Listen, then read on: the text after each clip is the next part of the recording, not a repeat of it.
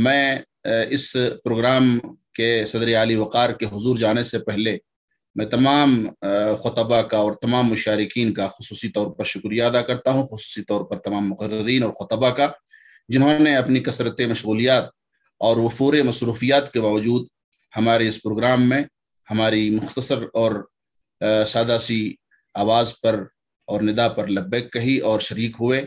اللہ رب العالمین ان تمام حضرات کو خوش رکھے۔ حضرات گرامی، آپ یہ اچھی طرح سے جانتے ہیں کہ آج فتنوں کے دور سے ہم گزرتے ہیں اور بہت سارے فتنے ہمارے سامنے ہیں۔ ان فتنوں میں سے ایک فتنہ یہ بھی ہے کہ بہت سارے ایسے لوگ جنہیں تحقیق کرنا نہیں آتا، وہ تحقیق پر اتر جاتے ہیں، حدیث سے کوئی شغف نہیں، حدیث کی یا محدث بننے کی کوشش کرنے لگ جاتے ہیں۔ تفسیر قرآن کے جو علوم ہیں یا جن کا تذکرہ ابھی شیخ فرما رہے تھے کہ ان 15 علوم 16 علوم کی جانکاری ضروری ہے ایک مفسر کے لیے، ان علوم کی معرفت نہ رکھنے کے باوجود بھی مفسر بنے پھرتے ہیں، یہ تفسیر کرنے لگ جاتے ہیں یا کوشش کرتے ہیں۔ اللہ رب العالمین سے ہم دعا کرتے ہیں کہ اللہ رب العالمین ہم سب کو ہدایت نصیب کرے اور جادہ مستقیم پر گامزن کرے۔ قرآن کریم کی تفسیر لکھنا اور کرنا کوئی آسان کام نہیں ہے، جیسا کہ اس سے پہلے میں نے آپ سے عرض کیا تھا کہ حضرت ابوبکر صدیق رضی اللہ تعالیٰ عنہ جیسے جلیل القدر اور عظیم صحابی، بلکہ افضل الامہ بعد نبیہا صلی اللہ علیہ وسلم رضی اللہ عنہ، بعض آیات کے بارے میں کہہ دیا کرتے تھے کہ میں ایسی تفسیر نہیں کر سکتا ہوں جس کو میں نہیں جانتا ہوں۔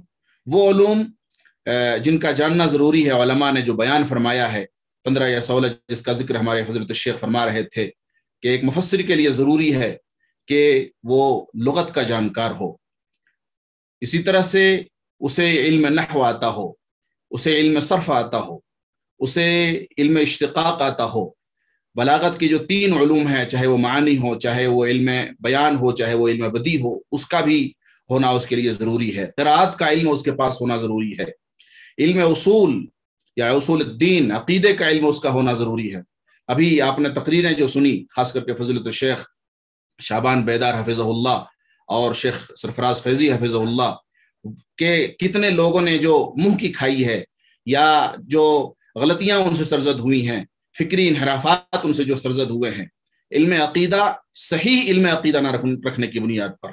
اسی طرح سے ضروری ہے کہ ایک مفسر اصول فقہ کا جانکار ہو، اسی طرح سے ایک مفسر کے لیے یہ بھی ضروری ہے کہ وہ اسباب نزول کا علم رکھتا ہو، اسی طرح سے ایک مفسر کے لیے یہ بھی ضروری ہے کہ وہ علم قصص کا جانکار ہو، علم ناسخ و منسوخ کا جانکار ہو، وہ حدیثیں جانتا ہو جو ایک مجمل کی تفسیر کر رہی ہوں یا مبہم کی تفسیر کر رہے ہوں۔ اسی طرح سے مصطلح حدیث کا بھی جانکار ہونا ایک مفسر کے لیے انتہائی ضروری ہوتا ہے۔ اسی طرح سے ایک علم جو علم موہبت ہے، اللہ رب العالمین کا خوف اور خشیت، جس کے بارے میں اللہ رب العالمین نے فرمایا تھا واتقوا اللہ ویعلمکم اللہ، اسی طرح سے ایک مفسر کے لیے ضروری ہے کہ احوال بشر، انسانی احوال اور ظروف جو ہوتے ہیں، علم تاریخ، ہسٹری کا بھی اس کے پاس علم ہونا چاہیے۔ اسی طرح سے جو نیو ٹیکنالوجی یا جو نیو علوم ہے اس کی بھی معرفت ایک مفسر کے لیے ضروری ہے۔ یہ وہ چیزیں ہیں یا یہ وہ علوم ہیں جن کو علماء کرام نے، مفسرین نے، جو مستند اور معتبر مفسرین ہیں، انہوں نے ذکر فرمایا ہے، جن کا ذکر میں نے ازراہ اختصارا حضرات کے سامنے خلاصے کے طور پر کر دیا، جو ہمارے مقررین نے آج بیان فرمایا۔ حضرات گرامی، اب بغیر کسی تاخیر کے اور اس ختام مسک کے تحت میں آپ حضرات کے سامنے، اور بلکہ ختام مسک کے تحت صدر عالی وقار کی خدمت میں چلنے کی سعادت حاصل کر رہا ہوں، اور ان سے گزارش کر رہا ہوں کہ رونق بزم نہیں تھا کوئی تجھ سے پہلے، رونق بزم تیرے بعد نہیں ہے کوئی۔ میں صدر عالی وقار سے انتہائی ادب و احترام کے ساتھ گزارش کرنا چاہتا ہوں کہ حضرت تشریف لائیں۔ میں فضیلت الشیخ علامہ صلاح الدین مقبول احمد مدنی حفظہ اللہ سے گزار ہوں کہ آپ تشریف لائیں اور خطبہ صدارت پیش فرمائیں۔ آپ کے خطبہ صدارت کے سماعت کے لیے بہت سارے لوگ منتظر ہیں۔ یوں ہی ہر شام اگر آپ کو ہم یاد رہیں، صحبتیں گرم رہیں، محفلیں آباد رہیں، میں فضیلت الشیخ سے گزارش کروں گا، صدر علی وقار سے، کہ تشریف لائیں اور خطبہ صدارت پیش فرمائیں۔ نیز آپ سے یہ بھی گزارش کروں گا کہ اول سے لے کر کے اخیر تک یقیناً آپ کے قلم میں کچھ ملاحظات بھی ہوں گے، انہیں بھی آپ پیش فرمائیں۔ اللہ رب العالمین جزائے خیر دے آپ کو۔ فضیلت الشیخ صلاح الدین مقبول حفظہ اللہ اس مجلس کے صدر۔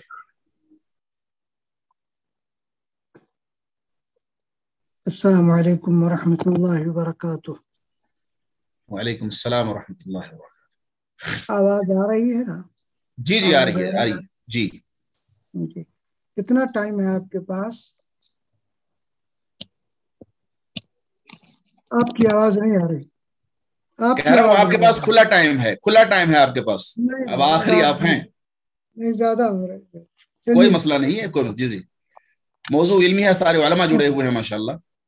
الحمدللہ رب العالمین، والصلاة والسلام على خیر خلقہ محمد وعلى آلہ وصحبہ اجمعین، اما بعد، فاعوذ باللہ من الشیطان الرجیم، وَأَمَّا بِنِعْمَةِ رَبِّكَ فَحَدِّثْ۔ وقال عز من قائل، وَإِذْ تَأَذَّنَ رَبُّكُمْ لَئِن شَكَرْتُمْ لَأَزِيدَنَّكُمْ وَلَئِن كَفَرْتُمْ إِنَّ عَذَابِي لَشَدِيدٌ۔ حضرات علماء کرام اور ہمارے محاضرین و خطبہ،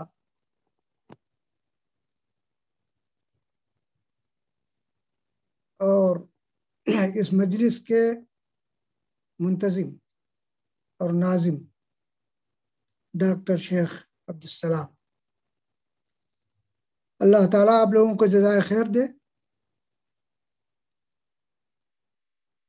کہ آپ نے اس بزم کو سجایا اور ایک اہم موضوع پر خطابات ہوئے، تقریریں ہوئیں۔ میں اعتراف کرنا چاہتا ہوں کہ شاید میں عمر کے اعتبار سے اکثر لوگوں سے سینئر تھا، لیکن علم و فضل اور گفتگو سب کی بہت اعلیٰ اور سینئر رہی۔ اللہ سے دعا ہے کہ اللہ تعالیٰ ہمارے ان جوان اور نوجوان خطباء کو توفیق مزید عنایت فرمائے۔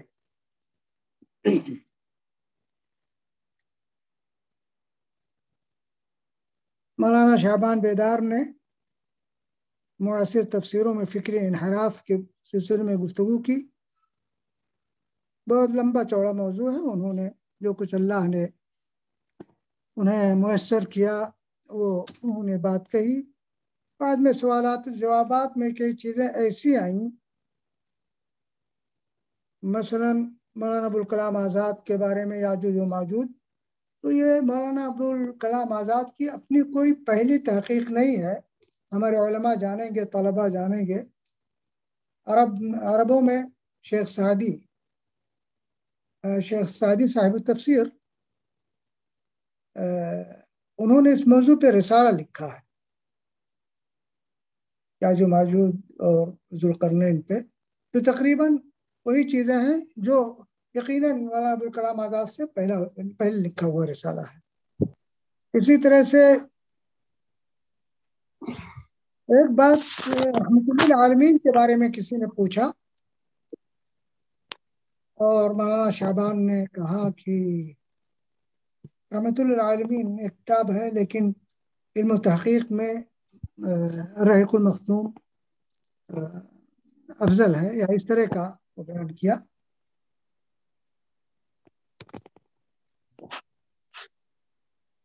لیکن شاید غور سے اگر اس کتاب کو پڑھا جائے تو پتہ یہ لگے گا کہ استاذ گرامی مولانا صفی الرحمن اعظمی رحمہ اللہ نے جتنے اہم مسائل ہیں سب رحمت اللہ علیہ سے لیے، اور پوری کتاب میں جو تقریباً اس کا ترجمہ ہے ہمارے ڈاکٹر صاحب رحمہ اللہ نے کیا، ڈاکٹر مرتضیٰ صاحب وغیرہ نے، اس کا میں تنقیح اور توضیح کا کام کر رہا ہوں، اور وہ کتاب چھپنے جا رہی ہے انشاءاللہ، تقریباً کام مکمل ہو چکا ہے۔ اتنی بڑی کتاب میں، اور آج سے 110 سال پہلے اس کے پہلے جلد کی اشاعت ہوئی تھی، اور موضوع یا ضعیف حدیثیں ہے ہی نہیں، تقریباً 1-2 چیزیں آ گئی ہیں بس۔ اور تعجب ہے اس شخص پہ کہ وہ قاضی تھے، اس کو سیاسی ذمہ داریاں تھیں، لیکن علم اتنا گہرا، بخاری مسلم کی حدیثوں پہ اس قدر دسترس، اور اگر اس کو دیکھا جائے تو اس کو سیرت نبی قرآن کی روشنی میں بھی کہہ سکتے ہیں، سیرت نبی حدیث کی روشنی میں بھی کہہ سکتے ہیں، سیرت نبی تورات اور انجیل کی روشنی میں بھی کہہ سکتے ہیں، سیرت نبی واقعات کی روشنی میں بھی کہہ سکتے ہیں، سیرت نبی صحابہ کرام کے کردار کی روشنی میں بھی کہہ سکتے ہیں۔ اس قدر جامع کتاب، میرا تو بہت اہم اور زیادہ کوئی مطالعہ نہیں، لیکن اردو میں تو ہے ہی نہیں، تھی ہی نہیں، اور عربی میں نے تو اس طرح سے جامع کتاب جو سیرت پہ لکھی گئی ہو نہیں دیکھی۔ خود آپ دیکھیں سید سلیمان ندوی رحمہ اللہ نے جو تبصرہ کیا ہے، یہ اس وقت کا تبصرہ ہے جب شبلی کی کتاب شائع نہیں ہوئی تھی، پہلی جلد اور دوسری جلد بھی نہیں شائع ہوئی تھی، اور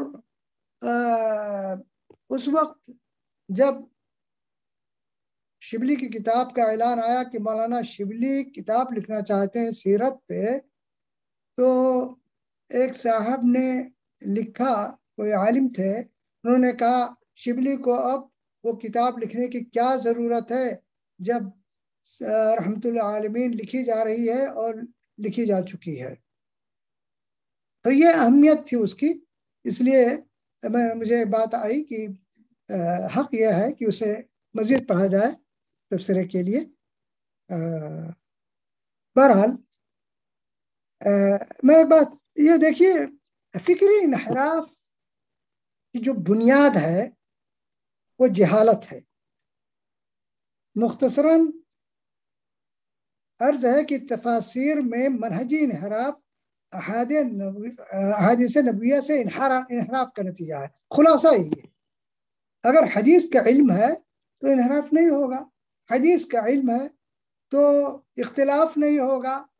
اسی لیے پوری دنیا میں اہل حدیثوں کے مسائل عقائد میں اختلاف بہت برائے نام ہے، کیونکہ ان کے مصادر و مراجع تلقی کتاب و سنت ہے، اور وہ بھی فہم صحابہ کی روشنی میں، سلف صالحین کے فہم کی روشنی میں، اس لیے اختلافات کی زیادہ گنجائش نہیں ہے، اور جو لوگ حق سے دور ہوتے ہیں وہ امر مریج میں ہوتے ہیں، یہی سبب ہے۔ بہرحال انحراف کی بات بریلوی کی تفسیر میں اور ترجمے میں، جیسا کہ خود بیدار صاحب نے کہا، اس قدر اس نے جو ہے مدلل کرنے کی کوشش کی ہے شرکیات کو، کہ پہلے ہی چند صفحات ایسے لگا دیے ہیں جس میں تمام اہم مسائل جو صوفیانہ اور مبتدعانہ اور مشرکانہ ہیں ان کو پہلے ہی خلاصہ کر کے اس کو قرآن حدیث مسجدوں پہ قبر بنانے کی دلیل لکھ دی، اور حاضر ناظر کی دلیل مسئلہ نور النبی لکھ دیا، اس طرح کی چیزیں لکھ دی تاکہ انسان جب قرآن پڑھے تو قرآن کی ہدایت اس کے دل میں داخل ہی نہ ہو۔ اس طرح سے اس میں شیطانی کی گئی ہے۔ اللہ تعالیٰ ہم لوگوں کو محفوظ رکھے۔ یہ سب انحراف ہیں۔ اس کے بعد ہمارے شیخ مولانا سرفراز فیضی نے تفاسیر میں منحرف مناہج کے سلسلے میں گفتگو کی، اور تمام مناہج کو انہوں نے بیان کیا، اور اسی میں منکرین حدیث کا مسئلہ ہے، یعنی احادیث کو مکمل طور پہ چھوڑ کر کے قرآن کی تفسیر. وہ لوگ کیا گل کھلاتے ہیں، کس طرح سے بےہودگی کا ثبوت دیتے ہیں. نہ لغت کا علم ہے نہ شریعت کا علم ہے. شریعت کا کیا علم ہوگا جب انہیں حدیث کی معلومات نہیں، حدیث پہ ان کا کوئی اعتماد نہیں. اب دیکھیں مثال کے طور پہ غلام احمد پرویز نے اپنے انحراف اور گمراہی کا ثبوت اپنی دعوت کے لیے اپنی تفسیرات میں اپنی تفسیر میں دیا ہے. اس کا نام مفہوم القرآن ہے، تقریباً 3-4 جلدوں میں وہ کتاب ہے. اس میں اس کی جہالت دیکھیے. حضرت یونس علیہ السلام کے بارے میں وارد آیت فلولا انه كان من المسبحين للبث في بطنه الى يوم يبعثون. اس نے کیا ترجمہ کیا ہے اس کا کہ اگر وہ تیراک نہیں ہوتے، ان کو تیرنا نہیں ہے. مسبحین یعنی لو لم يكن سباحا ماہرا. اب جہالت کا اندازہ لگائیں. اور مفسر یعنی اگر وہ سباح ماہر اور بہت بڑے تیراک نہیں ہوتے تو وہ پورا اپنے ہاتھ پاؤں جو ہے مجلس کی اس کے مچھلی کے منہ سے نکال کر کے وہ الگ ہو گئے. لیکن اس جاہل کو یہ بھی نہیں رہا کہ اس سے پہلے والی آیت ہے فَالْتَقَمَهُ الْحُوتُ وَهُوَ مُلِيمٌ.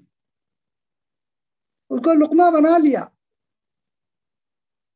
تو حدیث سے بے اعتنائی یا اس سے دستبرداری کا یہی نتیجہ ہوگا کہ اسی طرح سے کی تفسیریں کی جائیں گی. مولانا سرفراز نے رافضہ کا بھی تذکرہ کیا کہ قرآن میں تحریف اور کمی و زیادتی کے قائل ہیں. حضرت عثمان رضی اللہ تعالیٰ عنہ کے بارے میں کہ انہوں نے کمی و زیادتی کر دی پورے قرآن کو نہیں. لیکن کیا کسی صحابی نے اس پہ اعتراض کیا ہے؟ نہیں کیا. کیوں؟ اس لیے کہ حضرت عثمان رضی اللہ عنہ کتنے بعض مسائل ہیں جن پہ صحابہ کرام کے زندگی میں اور ان کی خلافت کے زمانے میں اعتراض کیا. منع میں نماز مکمل کرنے کے بارے میں اور بعض مسائل ہیں. اور قرآن میں کمی زیادتی کریں گے اور اس پہ اعتراض نہیں ہوگا، یہ بات سمجھ میں نہیں آتی. اسی طرح سے وہ قرآن جو نبی کریم صلی اللہ علیہ وسلم کے زمانے میں پڑھا جا رہا تھا، اس کے کئی صحابہ حافظ تھے. ابو بکر کے زمانے میں، حضرت عمر کے زمانے میں، یعنی تقریباً کل مدت تقریباً کتنی مدت ہوئی نبی صلی اللہ علیہ وسلم کا؟ اگر شروع سے جو ہے 23 سال کا زمانہ، پھر 4 سال 2 سال کا 25 سال ہو گئے، اور پھر حضرت عمر کا تقریباً 10 سال کا زمانہ، 35 سال کے زمانے میں قرآن پڑھا جاتا رہا. اور حضرت عثمان جمع کریں گے اور کوئی اس پہ اعتراض نہیں کرے گا. اس نقطے کو مولانا محمد سلیمان منصور پوری رحمۃ اللہ علیہ نے رحمۃ اللہ عالمین میں ذکر کیا ہے. اس کے بعد ہمارے بھائی ڈاکٹر عبداللطیف اندی حفظہ اللہ کی باری تھی، اور انہوں نے جس موقع علماء اہل حدیث کی تفسیر خطبات پہ گفتگو کرنی چاہیے، لیکن زیادہ دیر تک معاملہ ان کا ساتھ نہیں دے سکا، آواز کٹ جاتی رہی. بہرحال اس میں مولانا محمد اسحاق بھٹی رحمہ اللہ مورخ اہل حدیث، ہم لوگوں نے کویت میں اپنی جالیات کی طرف سے انہیں مورخ اہل حدیث کا خطاب دیا تھا. اس پہ شیلڈ بھی دیا گیا، اس پہ جو اکرام کے لیے انعام وغیرہ ہوتا ہے وہ دیا گیا تھا. مورخ اہل حدیث انہوں نے بہت باریکی سے کتابوں کو جمع کرنے کی کوشش کی ہے جو ہمارے اہل حدیثوں نے لکھی ہیں. اور عربی میں اگر دیکھا جائے تو عربی میں مکمل تفسیروں کے سلسلے میں جو متاخرین میں لکھی گئی وہ نواب صاحب کی تفسیر فتح البیان ہے. اور پھر اس کے بعد ہی یہ تفسیر جامع البیان فی تفسیر القرآن ایجی کی ہے، جس پہ مولانا محمد عبداللہ غزنوی رحمۃ اللہ علیہ، جو علامہ غزنوی بزرگ کے بڑے صاحبزادے تھے تقریباً، ان کا نام بھی محمد عبداللہ غزنوی تھا، اور اپنے والد سے 2 سال پہلے انتقال ہوا، یعنی 1296 میں ان کا انتقال ہوا۔ مولانا غزنوی رحمۃ اللہ علیہ کا جو میاں صاحب کے شاگرد تھے، یہ بھی میاں صاحب، مولانا عبداللہ غزنوی کے 5 صاحبزادگان میاں صاحب کے شاگرد تھے، اور ایک پوتے بھی شاگرد ہونے کے لیے آئے تھے، مولانا داؤد غزنوی رحمۃ اللہ علیہ، لیکن عمر چھوٹی تھی، وہ شاگرد نہیں ہو سکے۔ بہرحال تو انہوں نے جو تعلیقات کا کام کیا اس پہ اور حاشیہ لگایا، تو کبھی دیکھیں گے کہ اس وقت کسی تفسیر کی کتاب پہ جو تعلیقات مزید لگائے جائیں وہ شیخ الاسلام ابن تیمیہ، ابن القیم وغیرہ کے اقوال سے استفادہ کیا جا رہا ہو اس میں، یہ اس کی خصوصیت رہی۔ اور خاکسار نے اس کتاب کی تحقیق کی بہت معمولی انداز میں، اور وہ اس کا 2-3 ایڈیشن شائع ہوا۔ قطر نے بھی، ذات القرآن قطر نے بھی شائع کیا، 2 ایڈیشن وہاں سے شائع ہوا، اور کافی تعداد میں شائع ہوئے، تقریباً جہاں تک مجھے میں تقریباً 50,000 نسخے، اور 4تھا ایڈیشن شائع ہونے جا رہا ہے۔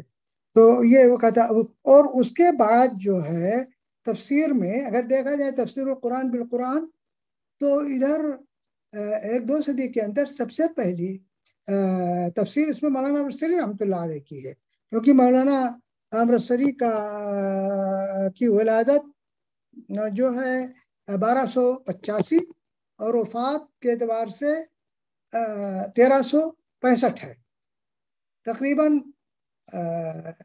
امام سعدی رحمۃ اللہ علیہ سے بھی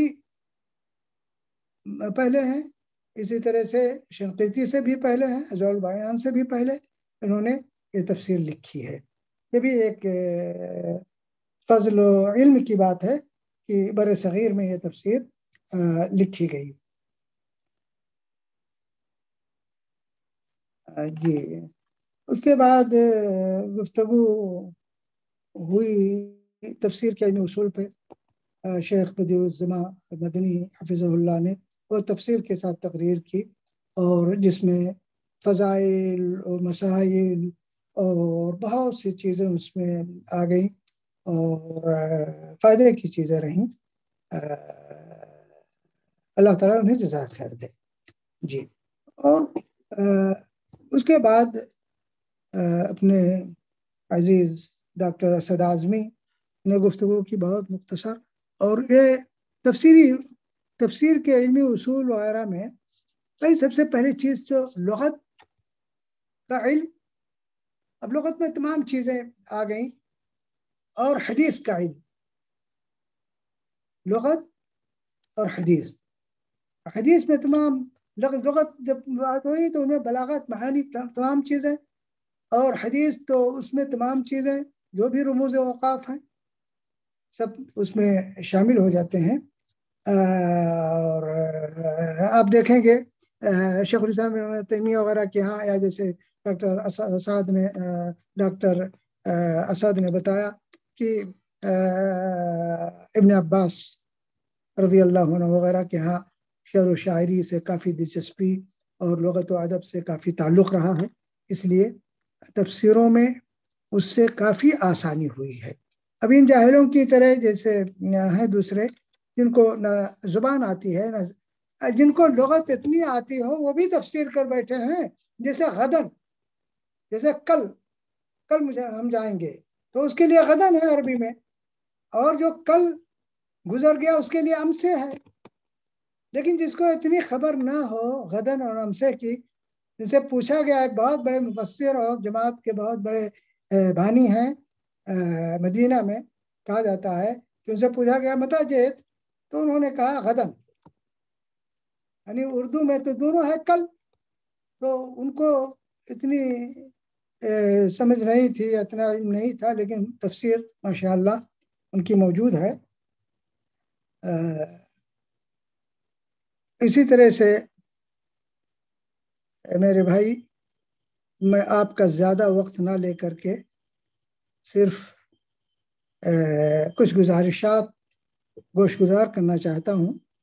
کہ یہ مقالات جن لوگوں نے اس کی تدوین کر لی ہو، تعریف کر لی ہو، اسے مرتب کر لیا ہو، جیسا پتہ چلتا ہے مولانا سرفراز صاحب یا اور دوسرے لوگ، تو اگر ان کی طباعت ہو جائے یا ڈاکٹر عبدالسلام اس کے لیے تیار ہوں، ہم لوگ بھی اس میں کوشش کریں گے اگر ایسی کوئی بات ہو تو۔ اس طرح سے جو پروگرام آپ کر رہے ہیں ڈاکٹر صاحب، اس کے جو اہم مضامین ہوں ان کی لوگ ترتیب کر دیا کریں اگر اس طرح سے ہوں تو، اور ان کو چھوٹے سے رسالے میں اس کو شائع کر دیا جائے، ایک بیک نہ صحیح، جب بھی موقع ملے ایک شائع کر دیا تو اس سے کافی لوگوں کو آسانی ہوگی اور لوگوں کی جو محنتیں ہیں ان سے فائدہ اٹھانے کا لوگوں کو موقع ملے گا۔ اور چونکہ اس طرح کا پروگرام جو زوم وغیرہ پہ ہوتا ہے مختصر، ہاں اس میں بہت جتنی لمبی گفتگو گئے ماشاء اللہ کتاب و سنت کی باتیں ہیں، علماء کی مجلس ہوتی ہے، لیکن تقریر کا ایک دوسرا موقع ہوتا ہے، اور اس طرح سے منظم بات کرنے کے لیے اس کا محل یہی ہوتا ہے کہ ان جو چیزوں میں بہت لمبی چوڑی باتیں اگر ہم کریں گے تو کافی اس کو جتنی لمبی کریں گے بہرحال لمبی ہو جائے گی، اس لیے اس میں منظم چیزیں ہونی چاہیے، کیونکہ وہ علماء کی مجلس ہوتی ہے، طلباء کی مجلس ہوتی ہے، خطبے اور لمبی تقریروں کی مجلس تو ہوتی نہیں ہے۔ اس لیے یہ کوئی صاحب ہم کو نہ سمجھے کہ میں کسی پہ تنقید کر رہا ہوں، لیکن یہ دل کی بات ہے، دل کی بات میں چھپا بھی نہیں سکتا، تو وہ اس میں ایک عام تقریر جب ہو جاتی ہے تو کافی وقت گزر جاتا ہے، اور جو ایک محدود وقت ہوتا ہے اور لوگ محدود وقت لے کر کے کبھی کبھار آتے ہیں بیٹھتے ہیں، اور میری تو عادت ہے بھائی مجھے جہاں جاؤ جہاں صدر بنا دیتے ہیں، تو میں تو ہوشیاری یہ کرتا ہوں کبھی کبھار کہ میں پہلے اپنی تقریر کر لیتا ہوں، لیکن اب یہاں پر وقت تو متعین ہے، اس میں پہلے تو نہیں کہہ سکتا، لیکن ہمارے خطبہ تو دوسرے کے وقتوں میں گھستے ہوئے چلے جاتے ہیں، تو میں پہلے اپنی 15 منٹ کی 10-5 منٹ کی بات کہہ لے، کیونکہ میں نہ کوئی خطیب ہوں نہ کوئی مقرر ہوں، تو میں پہلے ہی اپنی بات کہہ لیتا ہوں، اور اگر کوئی تعلیق یا کوئی نوٹ لگانا ہوتا ہے کسی کے خطاب پہ تو وہ فوراً میں وہیں پر اپنا وہ چکا دیتا ہوں، جو کچھ ان کی ہمت افزائی یا کوئی بات کی توضیح یا کوئی حوالہ، تو اس طرح سے ہمارا معاملہ بھی آسان رہتا ہے۔ لیکن بہرحال ان تمام چیزوں کے باوجود آپ کا یہ پروگرام بہت کامیاب، اور پھر اپنے موضوع کے اعتبار سے، اپنے حاضرین کے اعتبار سے، جیسا کہ میں کہہ چکا ہوں، تمام حضرات شعبان بیدار، سرفراز صاحب اور ڈاکٹر عبداللطیف کندی اور مولانا بدیع الزماں اور ڈاکٹر اسعد، ان سب لوگوں کا ایک جگہ پہ حاضر ہونا، یہ ہمارے خیال سے اگر کوئی کانفرنس بھی ہو تو نہیں ہو پائے، حاضری نہیں ہو پائے گی، لیکن اللہ تعالیٰ کی مہربانی ہے کہ جدید ٹیکنالوجی سے فائدہ اٹھایا جا رہا ہے دعوت و تبلیغ کے میدان میں، اور میں سمجھتا ہوں کہ جہاں پر لاکھوں لاکھ بلکہ کروڑوں روپیہ خرچ ہو جاتا ہے بڑی بڑی کانفرنسوں میں، یہ تو الحمدللہ بہت کم خرچے میں ہو جاتا ہوگا، تو یہ سب چیزیں اگر اور بھی لوگ کیا کریں جن کو اللہ تعالیٰ نے توفیق دی ہو، لیکن بغیر توفیق کے تو بات ہو نہیں سکتی، تو بہت ہی عمدہ ہوگا۔ اللہ سے دعا ہے کہ اللہ تعالیٰ ہمارے ان احباب کو، ہمارے ان جوانوں کو، نوجوانوں کو مزید ہمت و توفیق سے نوازے، اور علم اور خدمت علم میں جو کچھ ہمت، طاقت اور ثروت صرف کر رہے ہیں، اللہ سے شرف قبولیت سے نوازے، اور پھر آخر میں شکریہ، کیونکہ نبی کریم صلی اللہ علیہ وسلم کی حدیث من لم یشکر الناس لا یشکر اللہ، اگرچہ البانی رحمہ اللہ نے اس کو ضعیف الترمذی میں نوٹ کیا ہے، لیکن ابن حجر رحمہ اللہ کہتے ہیں لہو شاہد باسناد جید، بہرحال من لم یشکر الناس لا یشکر اللہ، جس بندے کے دل میں بندوں کے تئیں شکر گزاری کا جذبہ نہ ہو، وہ بندہ اللہ کا کما حق ہو شکر گزار نہیں ہو سکتا۔ اس لیے میں اللہ کا شکر بجا لاتا ہوں. پھر آپ تمام حضرات کا شکریہ کہ اس میں شریک ہوئے اور مجھ کو بھی شرکت کا موقع ملا.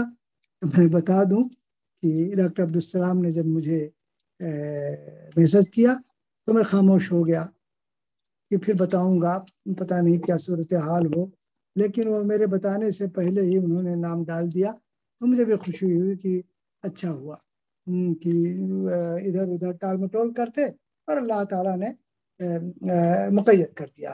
بہرحال اپنے بھائیوں کی کوئی بات میں ٹالنے والا نہیں، خاص طور پہ علمی طور پہ. اللہ تعالیٰ سے دعا ہے کہ اللہ تعالیٰ ہم لوگوں کو کتاب و سنت پہ عمل کرنے کی توفیق دے. اللہ تعالیٰ ہمیں قرآن سے اپنے تعلقات کو بڑھانے کی توفیق عطا فرمائے. میں گزارش کرنا چاہتا ہوں، ہمارے کتنے بھائی سن رہے ہوں گے، میں پوچھنا چاہتا ہوں اور ہمارے لوگ کہ ہم لوگ کتنا قرآن روزانہ پڑھ لیتے ہیں، قرآن کتنا پڑھتے ہیں، ہمیں غور کرنا چاہیے. ہمارے جو حافظ لوگ ہیں وہ کہیں بھی پڑھ سکتے ہیں، لیکن آج جو حافظ نہیں ہے اس کے پاس یہ موبائل جو ہے، اس میں آپ موٹر پہ کہیں جا رہے ہیں انشاءاللہ کھول کر کے لوگ دیکھتے رہتے ہیں، واٹس ایپ دیکھتے ہیں، فیس بک پہ دیکھ رہے ہیں، سب کچھ کر رہے ہیں. اس میں سے اگر روزانہ انسان 2-3 گھنٹہ اگر یہ کام جو بیکار کا کرتا ہے اس میں سے 1 گھنٹہ نکال لے، آدھا گھنٹہ نکال لے. میں نے دیکھا ہے بہت سے لوگوں کو کہ روزانہ 6 پارے سے 10 پارہ تک پڑھتے ہیں، جن کو میں خود پہچانتا ہوں، اور اپنا دوسرا کام بھی علمی کرتے ہیں. اللہ اس میں بھی برکت دیتا ہے. بتانے لگے کہ وہ گزشتہ سال میں نے 68 مرتبہ قرآن پڑھا، اور اس سے پہلے والے سال 72 مرتبہ پڑھا، اور پروگرام بنائے ہوں اس سال 82 مرتبہ پڑھوں گا، کیونکہ شیخ الاسلام ابن تیمیہ رحمۃ اللہ علیہ کو جب آخری مرتبہ جیل میں ڈالا گیا تو ان کے بھائی بتا رہے ہیں کہ ہم لوگوں نے 80 بار ختم کر لیا تھا، اور 21 اور اس کے بعد اس کو کیا کہیں گے 81 مرتبہ ہم لوگ شروع کر چکے تھے اور عندہ ملیک مقتدر تک پہنچ گئے تھے. تو ہمت بھی ہونی چاہیے. اسی زمانے کے آدمی ہیں، اللہ تعالیٰ ان کے عمل کو قبول فرمائے اور ہم لوگوں کو بھی ہمت و توفیق سے نوازے. بس آخر میں اللہ تعالیٰ سے دعا ہے کہ اللہ تعالیٰ ہمارے ان تمام کاموں کو قبول فرمائے. وآخر دعوانا الحمد لله رب العالمين. سبحانك اللهم وبحمدك أشهد أن لا إله إلا أنت أستغفرك وأتوب إليك. وصلى الله على نبينا وسلم وبارك وسلم تسليما كثيرا. السلام عليكم ورحمة الله وبركاته. وعلیکم السلام ورحمۃ اللہ وبرکاتہ. بہت بہت شکریہ شیخ محترم. اللہ رب العالمین آپ کو جزائے خیر دے، اور اللہ رب العالمین کا شکریہ ادا کرتا ہوں. اللہ رب العالمین کی حمد و ستائش کہ اس نے توفیق بخشی کہ اس طرح کے پروگرام آپ حضرات کے سامنے سجا کر کے لا سکے، جس میں خالصتاً علمی عناوین منتخب کیے گئے تھے، اور تمام علماء نے، میں یہ سمجھتا ہوں کہ الحمدللہ حق ادا فرما دیا. اور صدر علی وقار نے تو اس سے زیادہ حق ادا فرما دیا کہ شروع سے لے کر کے آخر تک آپ بیٹھے، اس عمر میں بیٹھے رہے. اس کے لیے میں آپ کا جتنا بھی شکریہ ادا کروں کم ہے. اللہ رب العالمین کے شکریہ کے بعد تمام مقررین حضرات کا شکریہ، تمام خطباء کا، تمام مشاہدین کا، مشارکین کا جو شروع سے لے کر کے اب تک شریک رہے، ان کا شکریہ. اور اللہ رب العالمین سے دعا کرتا ہوں کہ اللہ رب العالمین ہمارا اٹھنا بیٹھنا، سننا سنانا اور کہنا کہلانا قبول فرمائے. آمین یا رب العالمین. مجھے یاد پڑتا ہے کہ علامہ البانی رحمۃ اللہ علیہ نے من لا یشکر الناس لا یشکر اللہ، من لا یشکر اللہ لا یشکر الناس کو صحیح ابی داؤد میں صحیح قرار دیا ہے. تو اس حدیث کی روشنی میں بھی آپ تمام حضرات کا شکریہ، بہت بہت شکریہ. اللہ رب العالمین سے میں دعا کرتا ہوں کہ اللہ رب العالمین ہمیں مزید اس طرح کے پروگرام لے کر کے آنے کی توفیق نصیب عطا فرمائے. ساتھ ہی صدر علی وقار سے بھی میں گزارش کرنا چاہتا ہوں اور کہنا چاہتا ہوں کہ بہت سارے لوگوں نے یہ فرمائش کی کہ اس طرح کے جو موضوعات، چونکہ علمی عام طور پر موضوعات ہوا کرتے ہیں، یکجا کیا جائے، جمع کیا جائے اور انہیں کتابی شکل دے دی جائے. کوششیں بھی کی گئی، ایک آدھ مرتبہ خطبہ سے کہا بھی گیا کہ آپ جو تقریر کرتے ہیں اسے نوٹ کر لیں تو آسانی ہو، لیکن عملی جامہ کا بہت کم مقررین نے پہنایا اور مضامین یا عناوین جمع نہیں ہو سکے، جس کی بنیاد پر بھی ورنہ بہت سارے لوگوں کے مطالبے رہے اور ہمیشہ رہے کہ ماشاءاللہ علمی عناوین پر خطابات ہوتے ہیں تو انہیں یکجا کر کے کتابی شکل دے کر کے اسے منظر عام پر اور منصہ شہود پر لانا چاہیے۔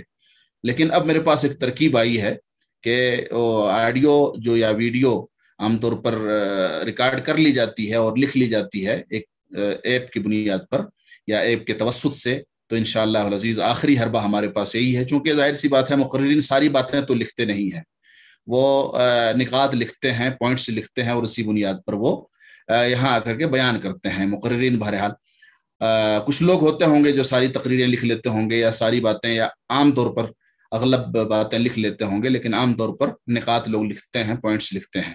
تو انشاءاللہ اس مرتبہ بھی گزارش کی جائے گی، میں صدر علی وقار کو اس بات پر یقین دلاتا ہوں اس بات کا کہ انشاءاللہ گزارش کی جائے گی کہ وہ مضامین اگر وہ دے دیں تو انشاءاللہ العزیز وہ یکجا کر لی جائیں۔ خاص طور پر جو ہمارا پروگرام ہوا تھا مملکت سعودی عرب کی خدمات پر، اس میں تمام مقررین کو کئی بار گزارشیں کی گئیں لیکن کسی نے بھی نہیں دیا۔ تو بہرحال انشاءاللہ العزیز طرح کی کوششیں کی جائیں گی اور ان تمام موضوعات کو، خاص کر کے جو اہم موضوعات پر جو کانفرنسیں یا سیمینار ہوئے، ان کو انشاءاللہ العزیز کتابی شکل دینے کی کوشش کی جائے گی، اور جو حضرات یا جو صدور تھے جس کانفرنس کے، ان کی تقریر کے ساتھ انشاءاللہ ان کو شائع کرنے کی کوشش کی جائے گی۔ اللہ رب العالمین ہمیں توفیق دے۔ جزاکم اللہ خیر، بہت بہت شکریہ۔